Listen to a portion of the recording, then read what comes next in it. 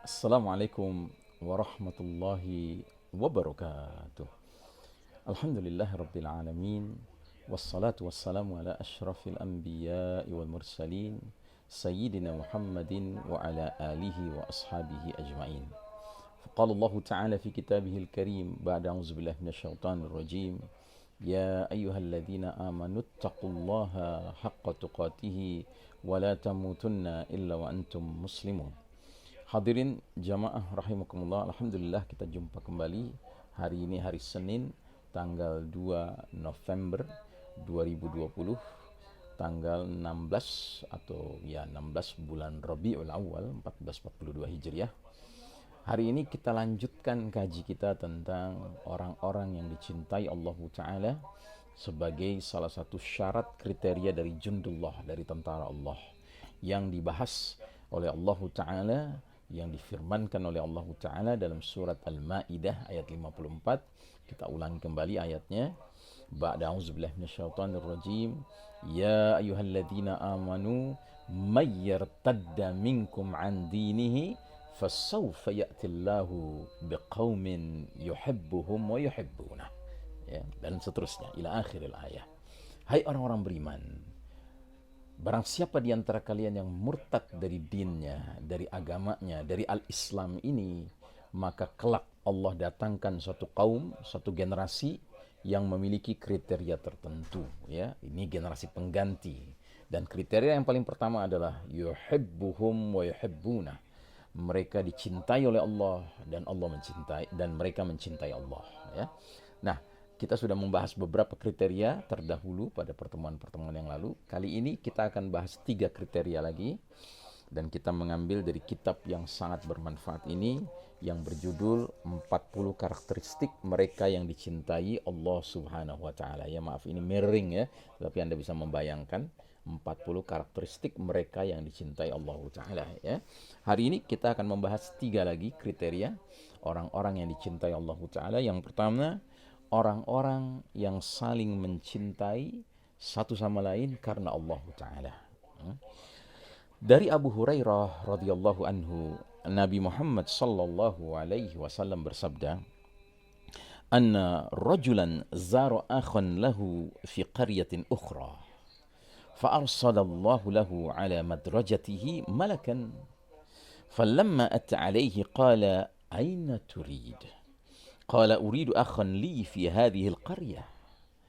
قال هل لك عليه من نعمة تربها؟ قال لا غير أني أحببته في الله عز وجل. قال فإني رسول الله إليك بأن الله قد أحبك كما أحببت فيه. Masya Allah Ta'ala ya. Ada seorang laki-laki yang akan mengunjungi, menziarahi saudaranya seiman, ya, saudara muslimnya di suatu kampung lain. Lalu Allah mengutus malaikat untuk mengawasi perjalanannya. Maka ketika mendatanginya, malaikat itu bertanya kepada orang ini, "Aina turid? Mau kemana kamu?" Laki-laki itu menjawab, "Aku ingin menemui saudaraku di kampung itu." Malaikat itu bertanya, "Apakah kamu punya suatu nikmat darinya?" Maksudnya apakah ada satu hutang yang kamu mau tagih dari dia atau urusan keduniaan lainnya? Dijawab oleh laki-laki ini, "Tidak. Aku ingin mengunjunginya semata-mata karena aku mencintainya karena Allah Azza wa Jalla." Maka malaikat itu pun berkata, "Sesungguhnya aku ini utusan Allah kepadamu, bahwasanya Allah telah mencintaimu sebagaimana engkau mencintai saudaramu karena Allah Azza wa Jalla." Masya Allah Ta'ala. Ya, jadi al-ukhuwatu wal mahabbatu fillah, ya, persaudaraan dan saling mencinta karena Allah adalah perkara yang jika kita kerjakan, jika kita jadikan itu habit, jadi kebiasaan kita, maka kita pun akan dicintai oleh Allah Subhanahu wa Ta'ala. Ya. Karenanya saudaraku rahimakumullah, berbagai upaya kita untuk bisa mengekspresikan cinta kita kepada sesama saudara muslim, saudara mukmin, itu perlu kita hidupkan, kita biasakan ya. Nah, jadi saudaraku rahimakumullah, dalam hadis yang lain lagi Nabi mengatakan, "Matsalul mu'minina fi tawaddihim wa tarahumihim wa ta'atufihim mathalul jasad idza ishtaka minhu 'udwun tada'a lahu sa'irul jasadi bis-sahari wal humma. Artinya, perumpamaan kaum mukminin dalam kecintaan mereka, kasih sayang mereka, kelemah lembutan mereka di antara satu sama lain, bagaikan satu tubuh yang apabila ada anggota badannya yang merasa sakit, niscaya seluruh tubuh itu ikut terpanggil, ikut terbawa, ikut terparu, tidak bisa tidur dan berada dalam keadaan demam, ya. Masya Allah Ta'ala, ya. Nah, salah satu hal yang bisa kita kerjakan, dan ini simple, ini bahkan gratis, yang murah, asalkan kita ya mau melakukannya dan kita terbiasa dan kita senang gemar membiasakannya. Kata Nabi SAW, "Walladhi nafsi biyadih, la tadkhuluna al-jannata hatta tu'minu, wa la tu'minu hatta tahabu. Awala adullukum ala syai'in idza fa'altumuhu tahababtum, afshus salama bainakum." Kata Nabi, demi Allah yang jiwaku ada dalam genggamannya, tidaklah kalian akan masuk jannah, surga, sebelum kalian beriman. Dan tidaklah kalian dikatakan beriman sebelum kalian saling mencinta satu sama lain. Maukah kalian aku tunjukkan, aku perlihatkan, ya aku beritahu kepada sesuatu yang apabila kalian mengerjakannya, pasti kalian akan saling mencinta satu sama lain. Sebarkanlah ucapan Assalamualaikum di antara kalian satu sama lain. Masya Allah Ta'ala. Karenanya saudaraku rahimakumullah, dalam sebuah hadis yang lain, Nabi menggambarkan bahwa musuh utama kita yaitu kaum Yahudi. Ya ingat ya, Yahudi itu musuh utama kita. Dan yang mengatakan itu bukan kita bukan rasis ya. Tetapi Allah Ta'ala yang menjelaskan kepada kita dalam kitabnya. Surat Al-Ma'idah ayat 82. Allah Ta'ala berfirman, latajidanna asyaddan nasi adawatan lilladina amanu al-yahuda walladina asyraku. Sungguh engkau Muhammad SAW akan temukan manusia yang paling hebat permusuhannya kepada kaum beriman adalah kaum Yahudi dan kaum musyrikin. Nah, dalam sebuah hadis Nabiullah Muhammad SAW, manusia yang tidak pernah berdusta, mengatakan tentang kaum Yahudi ini, innal yahuda qaumun hasadun, ya.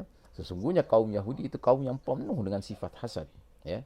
Dan mereka tidak hasad kepada kita kecuali dalam dua perkara, ya, afshus salam wa bainakum, ya, wa amin, ya. Kebiasaan umat Islam saling mengucapkan assalamualaikum satu sama lain dan dibalas dengan waalaikumsalam. Dan yang kedua, ucapan amin kaum muslimin. Jadi saudaraku rahimakumullah, mengungkapkan rasa kasih sayang kita karena Allah kepada sesama mukmin adalah perkara yang menimbulkan hasad dalam diri kaum Yahudi. Mereka tidak senang melihat kita berukhuwah Islamiyah. Ya, termasuk Nabi pernah mengatakan, ya, tabassumuka fi wajhi akhika sadaqah. Senyumnya engkau di hadapan wajah saudaramu adalah sedekah, ya. Yahudi tidak senang hal ini. Karenanya mereka bikin aturan lah sekarang betapa manusia itu wajib menutup mukanya dengan masker, ya, dengan 1001 alasan, terutama alasan sains dan kesehatan kata mereka. Padahal perdebatan tentang hal ini cukup panjang, ya.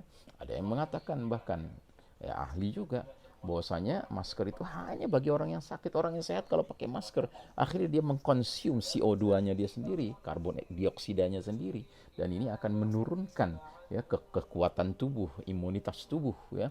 Nah, jadi saudaraku rahimakumullah, ya, ini golongan yang dicintai Allah, yaitu mereka yang saling mencinta karena Allah, ya.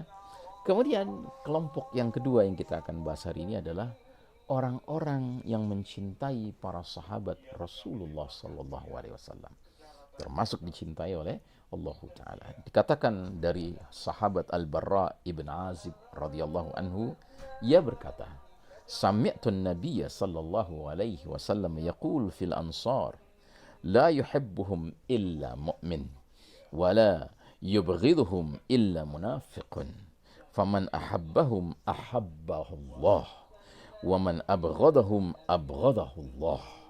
Saya telah mendengar, kata Azib, ya, dari kata Al-Bara ibn Azib, aku telah mendengar Nabi Muhammad SAW bersabda tentang kaum Ansar.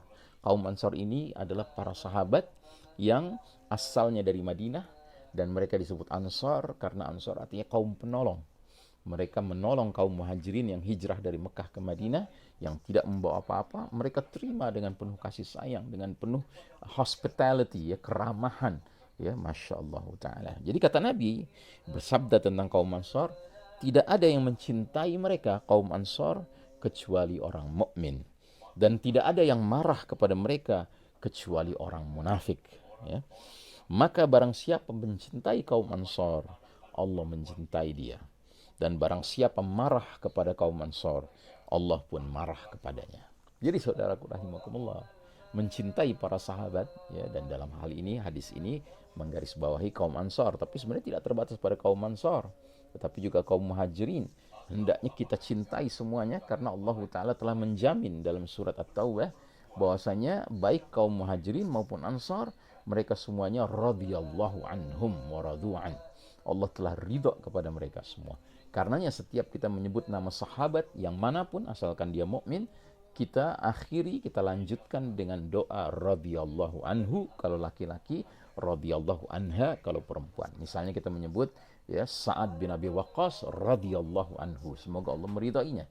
Kalau kita menyebut Aisyah binti Abu Bakar, kita menyebutnya radhiyallahu anha, semoga Allah meridainya, perempuan, ya.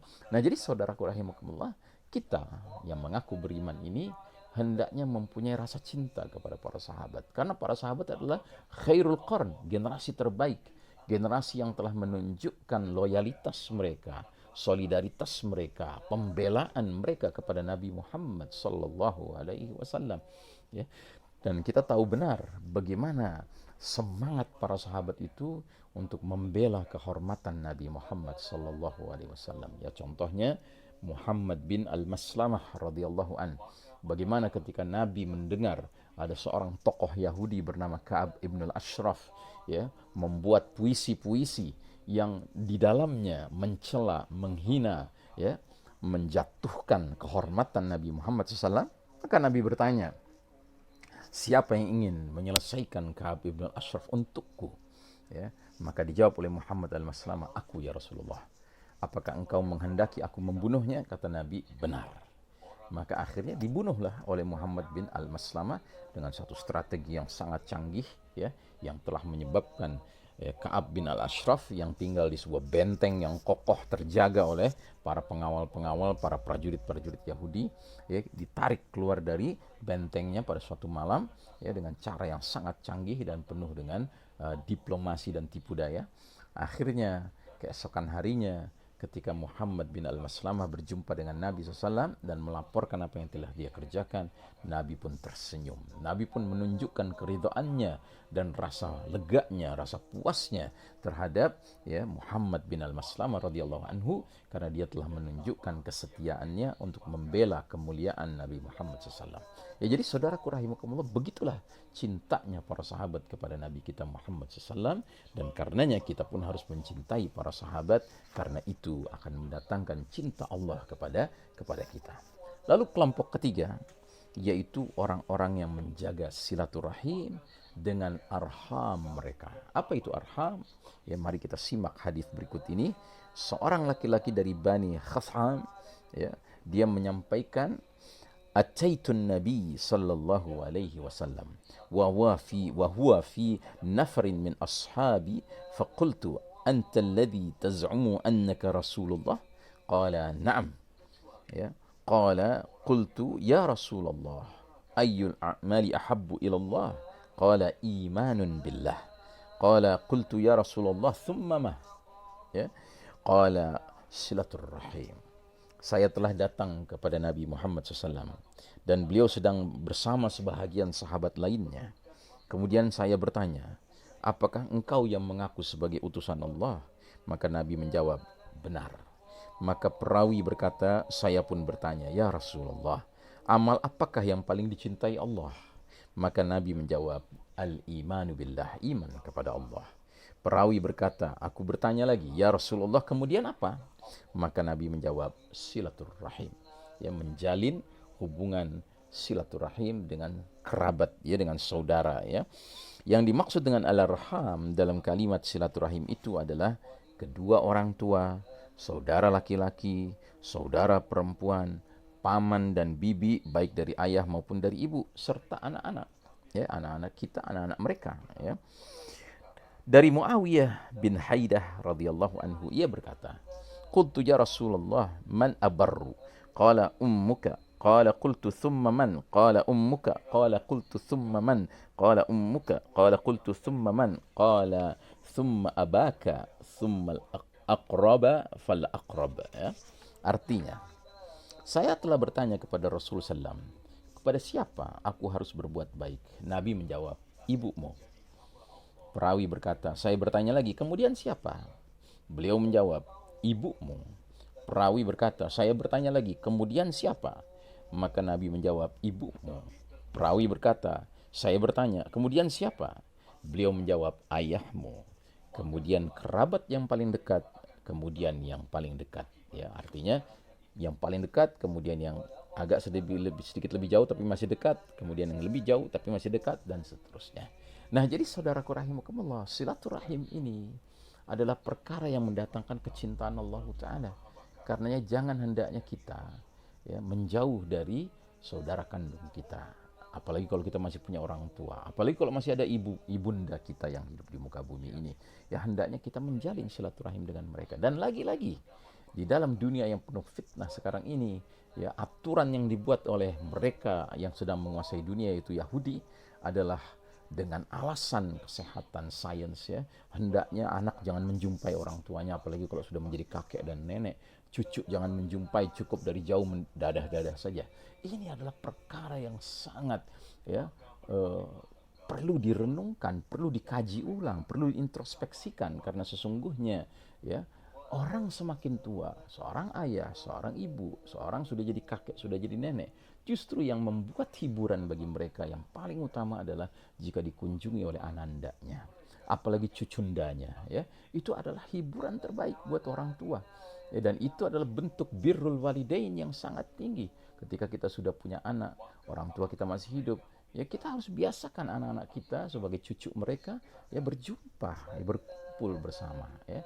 Alangkah ironisnya kalau sampai, ya, seorang kakek nenek tidak bisa berjumpa dengan cucunya hanya dengan alasan karena khawatir kesehatannya akan terganggu, ya. Padahal apalah artinya hidup di dunia ini kalau seandainya hal-hal yang paling mendasar tidak boleh ditegakkan. Dan ingat, ini mendatangkan kecintaan Allah Ta'ala, ya.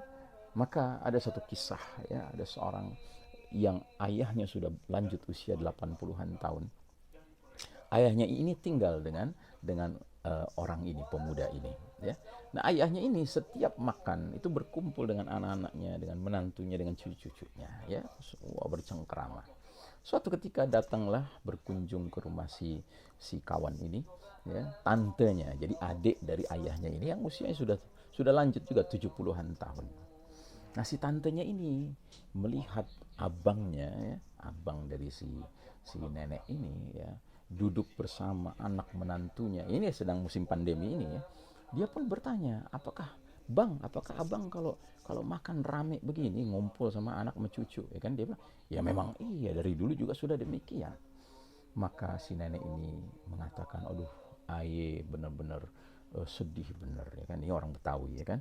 Aye ini sekarang, ya, diperlakukan, ya, seperti hewan di kebun binatang. Kalau datang anak-anakku, menantuku, cucu-cucuku naik mobil, ya, mereka klakson mobilnya, kemudian aku datang ke jendela ruang tamuku, mereka hanya dari mobil, dan mereka buka jendela mobil, mereka dada-dada, sedangkan aku dada-dada dari dalam rumahku. Jadi seolah-olah aku kayak monyet di kebun binatang. Nauzubillah min dzalik, ya. Nah, saudaraku rahimakumullah, ini harus kita renungkan, benarkah sikap seperti ini? Makanya saya sering mengatakan, pantas kalau di barat sudah mulai ada yang tidak mau menyebutnya pandemi. Ini plandemi. Ini sudah direncanakan. Ini bahkan scamdemi, hoaxdemi, ya. Dan ini menimbulkan banyak sekali dampak negatif. Salah satunya adalah silaturahim tidak bisa tegak, ya. Padahal bersilaturahim itu mendatangkan kecintaan Allah Ta'ala.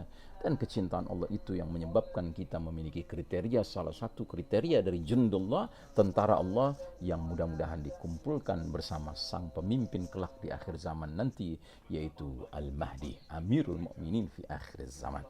Saudaraku rahimakumullah, Mudah-mudahan apa yang kita bahas hari ini bermanfaat dunia dan akhirat. Wassallallahu ala nabiyyina Muhammadin wa ala alihi wa sahbihi salim tasliman. Walhamdulillahi rabbil alamin. Wassalamualaikum warahmatullahi wabarakatuh.